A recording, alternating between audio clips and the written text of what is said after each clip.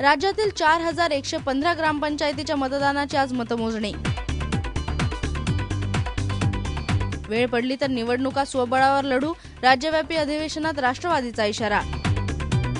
रोमांसचा बादशाह काळाच्या पडद्याआड, यश चोप्रांचं वयाच्या 80व्या वर्षी निधन, दुपारी 3 वाजता अंत्यसंस्कार।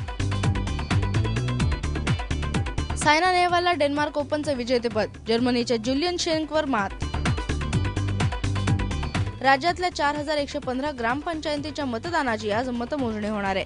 रविवारी या सर्व ठिकाणी सुमारे 73% मतदान झाल्याचं निवडणूक आयोगाने म्हटलंय।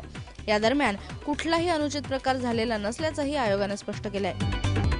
काँग्रेसकडून जर राष्ट्रवादीचा सातत्याने अपमान होत राहिला तर येत्या निवडणुका स्वबळावर लढण्याचा विचार करावा लागेल, असा थेट इशारा राष्ट्रवादी काँग्रेसने दिलाय। पुण्यातील राष्ट्रवादीच्या 2 दिवसीय राज्यव्यापी अधिवेशनात केंद्रीय मंत्री प्रफुल्ल पटेल यांनी काँग्रेसच्या कुरघोडीवर सडकून टीका केली। प्रसिद्ध निर्माता दिग्दर्शक यश चोप्रा यांचं रविवारी मुंबईत निधन झालं। ते 80 वर्षांचे होते।